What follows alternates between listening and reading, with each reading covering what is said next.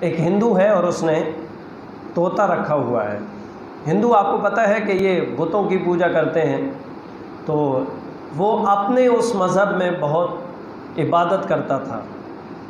اپنے قوانین کے مطابق، اپنے اصولوں کے مطابق وہ راتوں کو جاگتا بھی ہے، التجائیں بھی کرتا ہے، اس کا اپنا خدا ہے جس کو وہ یاد کرتا ہے، لیکن وہ اپنے مذہب میں بہت اچھا سمجھا جاتا تھا۔ اب رات کے پچھلے پہر وہ اٹھتا اور وہ رام رام کی آوازیں لگاتا، یعنی وہ اپنے بتوں کو یاد کرتا۔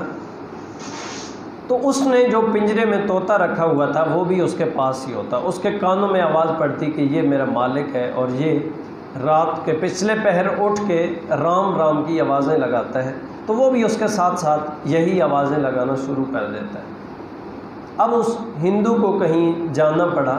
تو اس نے کہا باقی ساری چیزوں کو تو لاک لگا کے چلا جاؤں گا، حفاظت ان کی تو ہو جائے گی، لیکن یہ پرندہ ہے اور یہ تو ایسے لاک میں نہیں رہ سکتا، اس کو تو کھانے پینے کی ضرورت ہے، اس کو تو اندر باہر رکھنا ہے، کہیں کسی ٹائم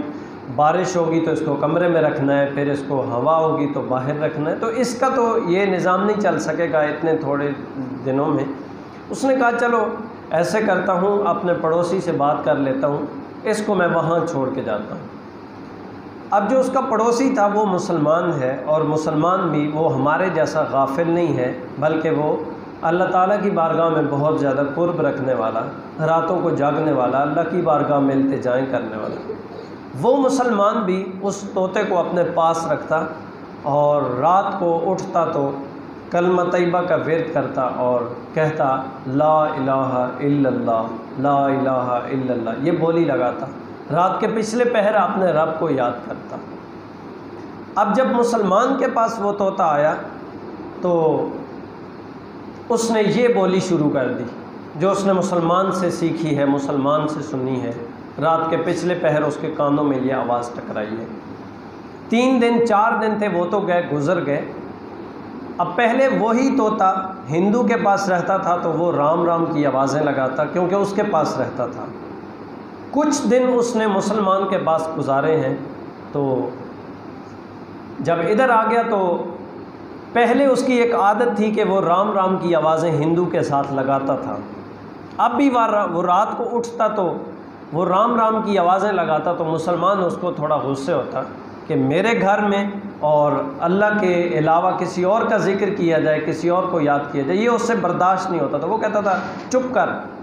پڑھ لا الہ، وہ کہتا تھا رام رام۔ طوطے کی آواز جو تھی، جو اس نے سیکھی ہوئی تھی، جو اس نے ہندو کے پاس اتنا عرصہ رہا ہے، تو وہ کہتا تھا رام رام۔ مسلمان اس کو غصے سے کہتا تھا کہ چپ کر، پڑھ لا الہ۔ اس سے یہ برداشت نہیں ہوتا تھا کہ یہ میرے گھر میں اور یہ رام رام کی آوازیں، میرے گھر میں تو اللہ کا ذکر ہونا چاہیے۔ تو پھر وہ یہی کہتا، جب اس کو کہا جاتا کہ چپ کر پڑھ لا الہ، چپ کر پڑھ لا الہ، تو اس کے کانوں میں یہ آواز پڑتی رہی اور اس نے یہی سیکھ لی، یہی یاد کر لی۔ ہندو گھر میں پہنچا ہے، اس نے کہا میرا طوطا مجھے واپس کرو، واپس لے کے آیا تو رات کے پچھلے پہر اٹھا اور اس نے وہ رام رام کی بولی شروع کی ہے جو اس کا معمول تھا۔ اب ہندو کی زبان سے نکلتا تھا رام رام رام رام رام رام، طوطا اس کو بار بار کہتا چپ کر پڑھ لا الہ، چپ کر پڑھ لا الہ، چپ کر پڑھ لا الہ، کیونکہ اس نے صحبت ایک مسلمان کی اختیار کی تھی جو رات کے پچھلے پہر اپنے رب کو یاد کرتا۔